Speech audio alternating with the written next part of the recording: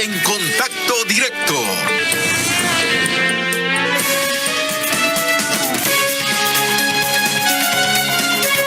Esteban Bernal, ministro de Inclusión Económica y Social, bienvenido a Contacto Directo. Buenos días, Steffi. Gracias por la invitación. Siempre es un gusto compartir con usted y la ciudadanía. Buenos días también. Acaba de iniciar su gestión después de la salida de Mae Montaño y vale la pena recordar en qué contexto se dio esa salida. Recordemos qué fue lo que dijo la exministra. Montaño explicó en redes sociales detalles de su salida. Dijo que este lunes fue convocada a una sesión de gabinete en el Palacio de Gobierno y que luego de reunirse con el presidente, lo hizo con el secretario de la Administración, Iván Correa, para hablar sobre el proyecto Ecuador sin hambre. Grande fue mi sorpresa cuando el secretario de la Administración desvió el tema de la conversación para señalarme, a grandes rasgos, que ellos, supongo que refiriéndose al gobierno, necesitan rescatar al MIES para sí, como preámbulo para solicitarme la renuncia. Por los antecedentes, el utilizar subsidios, programas, bonos con fines políticos más que asistenciales y en aras de transparentar la situación, ¿cuál es el giro que le quieren dar al MIES? Buenos días, Steffi. Mire, yo creo que lo fundamental en este momento es cumplir un programa de gobierno desde el ámbito social que está establecido justamente con aquella propuesta que nosotros defendimos durante campaña electoral a través del liderazgo del presidente, que obviamente el Ecuador entero decidió darnos una oportunidad. Por lo tanto, uno de los enfoques fundamentales es efectivamente extraer del ámbito político a algo que es de carácter social. ¿Con qué si no nos podemos desentender? Es con el ámbito económico. Porque la mejor política social, como lo ha dicho el presidente, y lo replico con total convencimiento, es el empleo. Y a partir de ello, una vez que tengamos ese gran enfoque de desarrollo económico, en donde saquemos a aquellos ecuatorianos, en donde 7 de cada 10 no tienen empleo formal, al contrario, están en el desempleo, en el subempleo y en el empleo informal, eso nos convertirá en un país de desarrollo. Por lo tanto, las políticas de... ¿Y ese enfoque en qué dista, en qué se diferencia del enfoque que llevaba la anterior ministra, como para que digan que la necesidad del cambio es porque necesitan ese trabajo para sí? A ver, esa es una declaración de mi antecesor, a quien respeto mucho. Ese no ha sido el enfoque del presidente. Hay otro tipo de diferencias que lo ha explicado el presidente en el marco de la presentación de las nuevas autoridades del país. Yo no profundizo en aquello, soy muy respetuoso de haberlo manejado. De hecho, he convalidado, he valorado varias de las acciones que se vienen realizando. Sin embargo, hay temas que requieren profundidad. En uno de ellos, estimada Estefanía, es la depuración o diría yo, la actualización de la base de datos de los beneficiarios del bono de desarrollo humano. Ahí tenemos algo que tiene que ser consistente.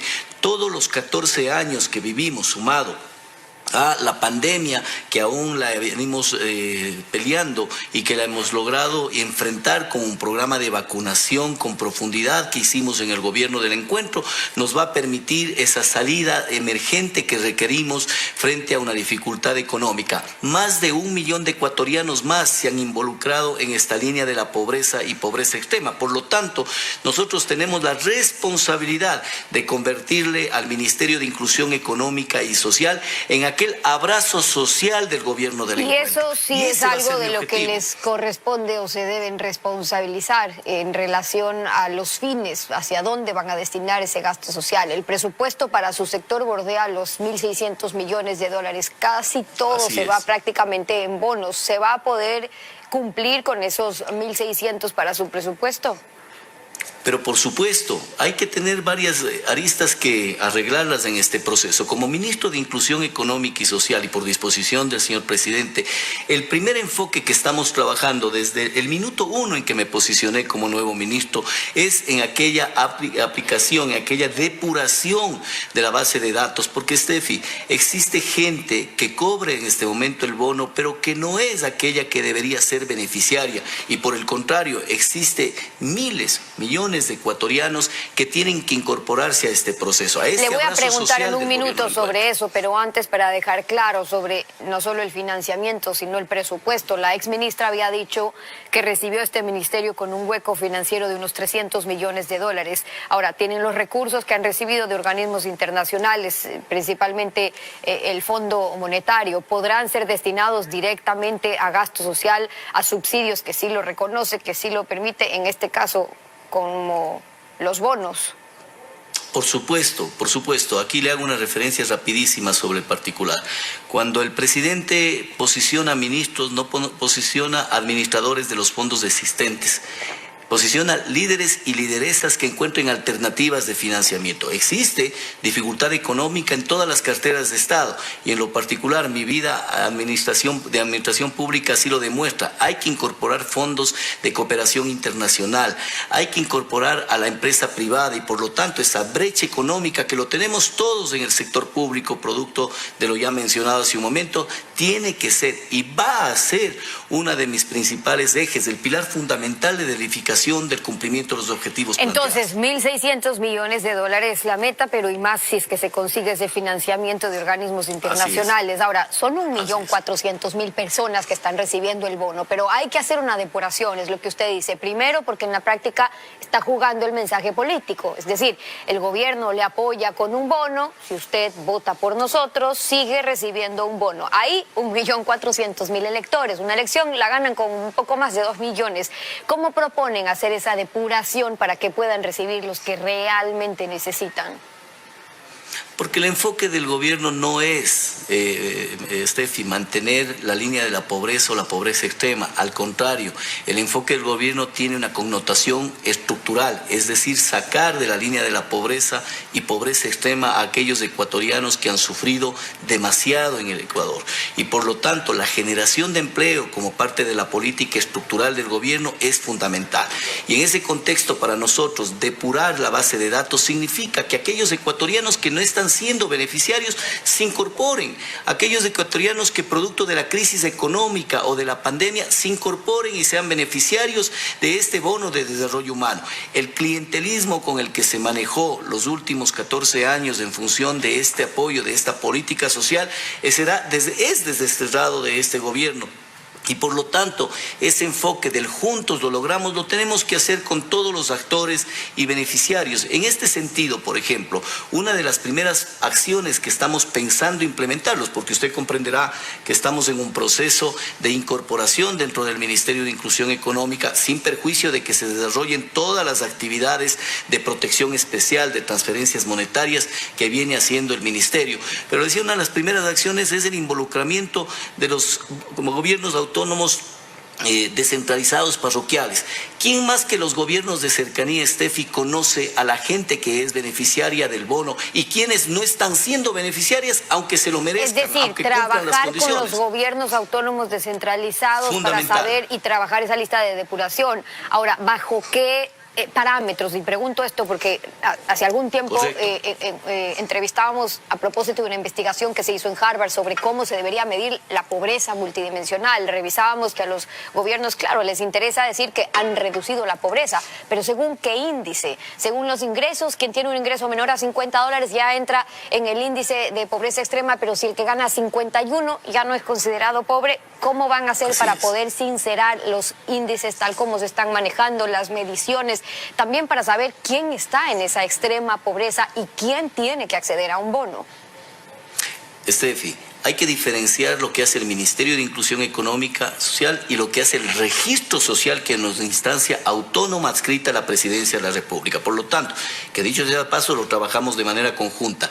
La métrica con el que este momento, la más actualizada que tiene el registro social, es la métrica del 2018, aquella fórmula polinómica, fórmulas matemáticas, estadísticas que le permiten hacer una evaluación que probablemente determina falsos positivos y falsos negativos. El rango de acción en base a esos falsos positivos o negativos es lo que hay que disminuir. Sin embargo, la urgencia no está en establecer un nuevo sistema de medición que identifique al 1.400.000 ecuatorianos beneficiarios del bono de desarrollo humano y de desarrollo humano con condición variable, además de aquellos otros 600.000 ecuatorianos que están bajo el régimen de protección especial.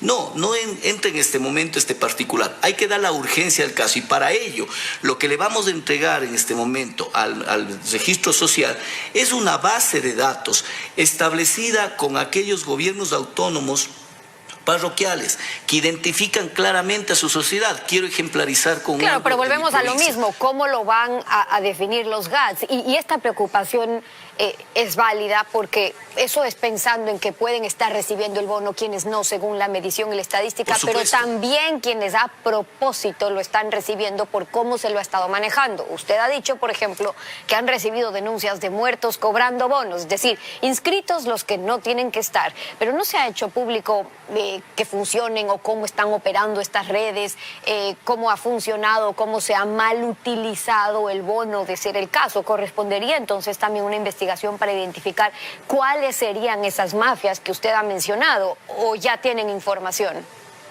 Totalmente, tenemos varias información y ese es el plan de trabajo que estamos estableciendo para este particular proyecto. Y téngalo por seguro que quienes me conocen desde mis ejecutorias, a mí no me tiembla la mano con respecto a identificar aquellas mafias, a tomar determinaciones en términos de política pública y ejecutarlas. Sin embargo, hoy por hoy no le quiero dejar de lado este análisis que hicimos con usted con respecto a los gobiernos parroquiales. El 89% aproximadamente de los beneficiarios del bonos están en la ruralidad. ¿Quién más que el presidentes de juntas parroquiales, los tenientes políticos, los jefes políticos del cantón pertinente, para ejemplarizar, de la parroquia Paccha de mi provincia de la Azuay?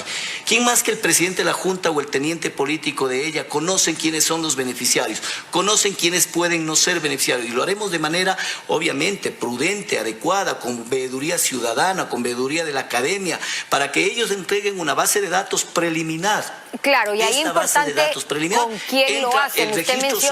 Usted menciona la academia y hago un paréntesis ahí, porque cuidado entonces, si va por los GATS, que también tienen intereses políticos, se convierte en un bono partidista. Por eso tiene que ser una veeduría cruzada. Ahí usted tiene el presidente de la junta parroquial, tiene al teniente político, a su vez tiene la supervisión del jefe político del cantón, el involucramiento inclusive de la Iglesia Católica, de otras iglesias que puedan aportar para generar veeduría ciudadana. Porque además esa información no va a ser pública, sino entregan una base de datos, porque va a ser el registro social quien acuda de manera directa ya a esa base de datos pequeñas, ya no de 2 millones de personas, sino de 200.000 personas que probablemente sean quienes estén tomándose un bono que no es merecedor acorde a la condición económica que demanda la exigencia. Y a partir de ello, hacer una valoración ya técnica con la métrica 2018 y entregarle al Ecuador un resultado final. Ok, con eso claro, ministro. Hoy, post pandemia, en medio de una pandemia, tenemos más pobres en el país, más gente que va a querer entrar a recibir el bono, pero si la meta es que cada vez sean menos, porque salen de esa línea de pobreza, es lo que se aspira, en el proyecto que van a anunciar en las próximas horas, ¿qué está pensado justamente para esa línea o quintil más pobre que espera un trabajo, que espera una oportunidad, más que vivir condenado a un bono, pensando, y le pregunto porque le compete a usted en relación a quienes espera que ya no sigan necesitando de un bono, porque están teniendo una oportunidad por otro lado? Ese es el concepto, Steffi. Un proyecto de oportunidades, una posibilidad de acceder a tener una condición de vida digna. La mejor condición de digna es el empleo, y por eso el presidente, conjuntamente con el ministro de Trabajo y el aporte de todos los ministros que generamos una articulación en función de los proyectos de ley, tenemos que aportar. Y por lo tanto, como le decía en un principio, la política social no se desentiende de la política económica que busca a través del proyecto de oportunidades tener la posibilidad de generar empleo para aquellos que no lo tienen, trabajar con aquellos que están ávidos de poder tener empleo, aquel grupo de personas que están en el nivel de pobreza y pobreza extrema. ¿Y parte de eso que le compete se va a anunciar hoy, ministro?